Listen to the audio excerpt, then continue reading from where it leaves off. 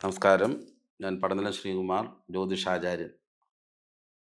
രാഹു എന്ന ഗ്രഹത്തെപ്പറ്റി പൂർണ്ണമായും രാഹുവും കേതുവും ഒരു ഗ്രഹ അതായത് രാശിചക്രത്തിൽ എല്ലാ ഗ്രഹങ്ങളും പൂർണ്ണമായും പ്രദക്ഷിണ മേഖലയിലേക്ക് വരുമ്പോൾ ഈ രാഹുകേതുക്കൾ മാത്രം ഘടകവിരുദ്ധമായി, അതായത് അപ്രദക്ഷിണമായി പദമേഖലയിൽ സഞ്ചരിക്കുന്ന രണ്ട് ഗ്രഹങ്ങളാണ് രാഹുവും കേതുവും.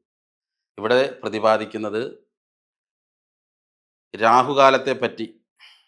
രാഹു എന്ന് പറയുന്ന ഗ്രഹം ഒരാഴ്ചയിൽ ചില പ്രത്യേക സമയങ്ങളിൽ സൂര്യോദയം മുതൽ ഉദിച്ച്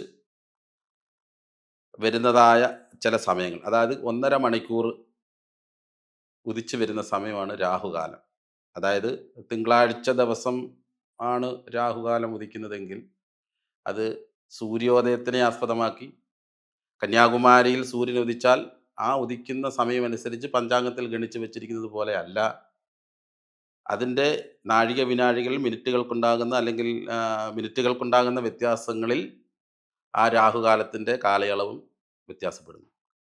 ആ കാലയളവ് വ്യത്യാസപ്പെടുന്നതിനനുസരിച്ച് ഇപ്പം തിങ്കളാഴ്ച ദിവസം ഉദിക്കുന്നത് സാധാരണ രീതിയിൽ 7:30 മണി തൊട്ട് 9 മണി വരെ, അതായത് 1.5 മണിക്കൂറാണ് രാഹുകാലത്തിൻ്റെ സമയം.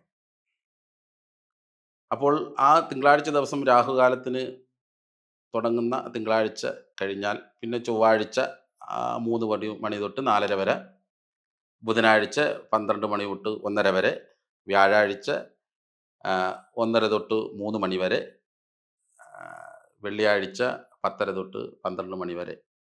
ഇങ്ങനെയാണ് രാഹുകാലം. ഞായറാഴ്ച ദിവസം വൈകിട്ട് 4:30 മുതൽ 6 മണി വരെ. ഇങ്ങനെയാണ് രാഹുകാല നിശ്ചയങ്ങൾ നടത്തിയിരിക്കുന്നത്.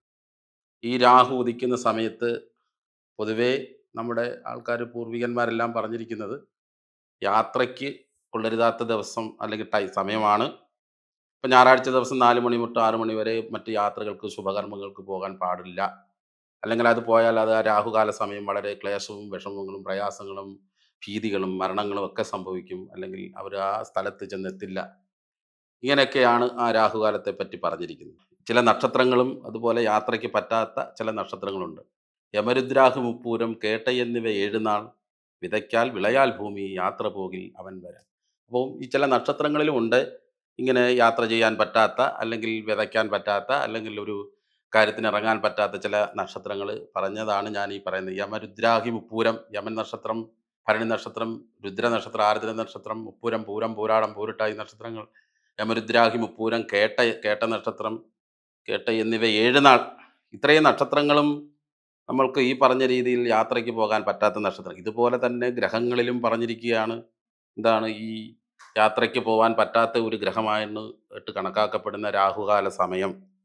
ഈ രാഹുകാല സമയം യാത്രയ്ക്ക് മാത്രമേ ആ, ഈ ഋഷിയേഷന്മാർ പറഞ്ഞിട്ടുള്ളൂ. അതായത് ജ്യോതിശാസ്ത്രജ്ഞന്മാർ യാത്രകൾക്ക് മാത്രമേ ഈ രാഹുകാലത്തെ പറ്റി പറഞ്ഞിട്ടുള്ളൂ.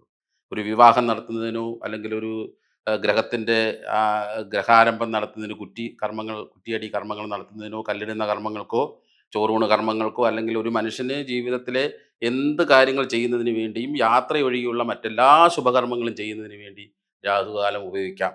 ആ രാഹുകാലത്തിൽ ജനിക്കുന്ന കുഞ്ഞുങ്ങൾ രാജ്യം വരെ ഭരിക്കുമെന്നാണ് ശാസ്ത്രജ്ഞന്മാർ പറഞ്ഞിരിക്കുന്നത്. അതുകൊണ്ട് രാഹുകാലത്തിന് പ്രത്യേകമായി പറയാനുള്ളത് ഒരൊറ്റ വാക്കുമേ ഉള്ളൂ. അത് യാത്രയ്ക്ക് മാത്രമേ രാഹുകാലം ഒഴിച്ചു മാറ്റാറുള്ളൂ. ബാക്കി എല്ലാ ശുഭകർമ്മങ്ങൾക്കും രാഹുകാലം നമുക്ക് ഉപയോഗിക്കാവുന്നതാണ്. നമസ്കാരം.